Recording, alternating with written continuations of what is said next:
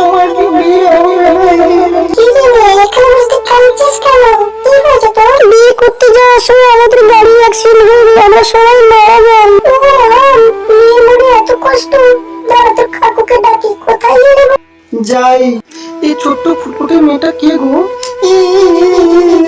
চুপ কর চুপ কর, বন্ধুরা তোমার সাথে গিয়ে দেখি তোর একটা হিল্লে করা যায় না। তুমি ঠিক বলেছো, চল রে মেয়ে বম্বইতের কাছে, দেখা যাক তোর জন্য কিছু করতে পারি কিনা। বম্বইত কাকু, ও বম্বইত কাকু, কোথায় গেলে? একটু বাইরে এসো না, কথা ছিল। কি রে আমাকে অসময়ে ডাকলি?